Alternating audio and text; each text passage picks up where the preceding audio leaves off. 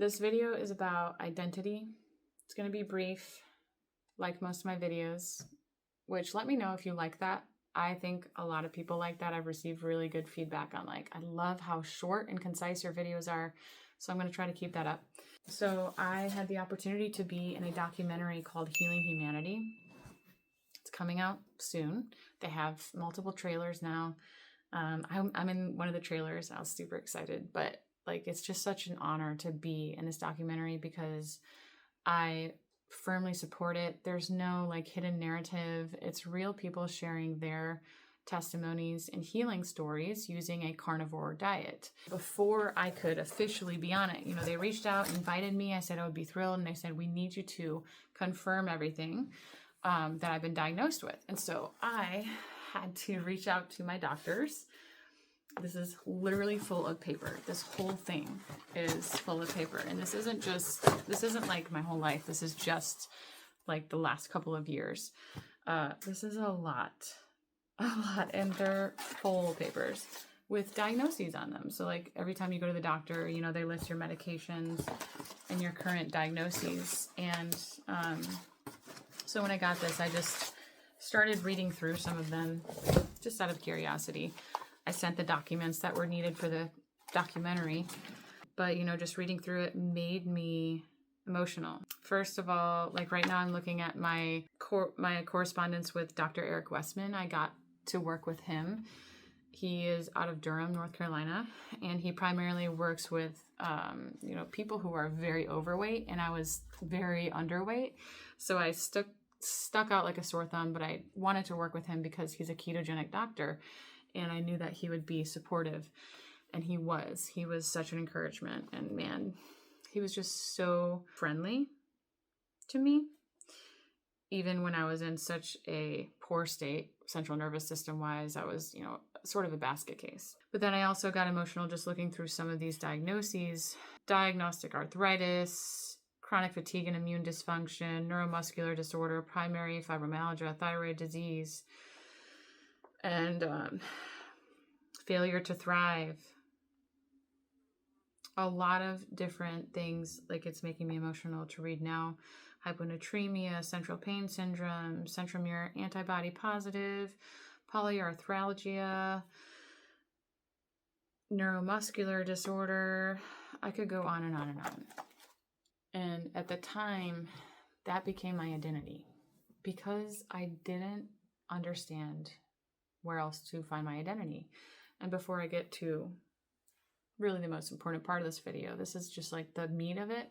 I think a lot of people end up identifying with their diagnosis. It's very important to not talk about your medical ailments as a part of who you are. And so even when you refer to it, say you've been diagnosed with hypothyroidism, try not to say my hypothyroidism, say the hypothyroidism. So that you're not making it a part of who you are, because it's not a part of your identity. It might sound silly, but it's really powerful, because the more that you live with these symptoms, the more you're really living in a state of chronically trying to find a solution, which puts your central nervous system in fight-flight mode. It's survival mode, right? It's hard to not think about what you're suffering from all the time. And my heart goes out to many people that I can think about who have lived with very serious issues, and they strive to just get away from their own minds. I was there for years. It's hard not to think about all the time because you just want to feel better. Your body's trying to figure it out. But it's really important during those rough times to not become your diagnosis. You are not your diagnosis. Do not let the words from doctors define you. And don't let them take root in your heart. If any doctor tells you this is incurable, you need to reject that, rebuke it. Thank you for your opinion, but I rebuke that.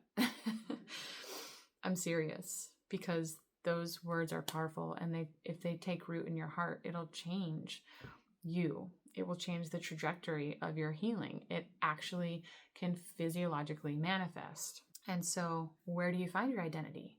Hopefully you don't find it in alcohol or sex or drugs or your current boyfriend. I found my identity in Jesus Christ. And without that, I wouldn't be here talking to you. I would be dead. I would surely be dead.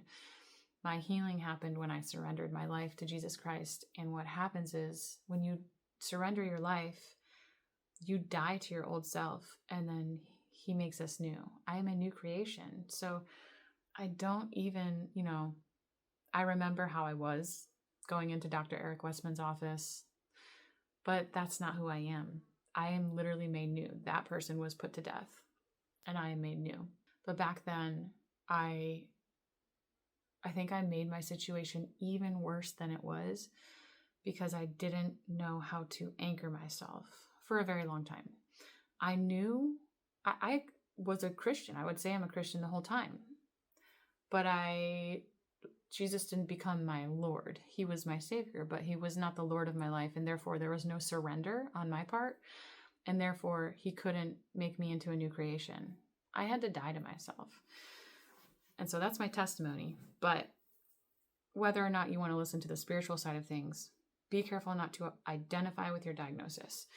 Visualize yourself as the healthy person that you were created to be. Very important.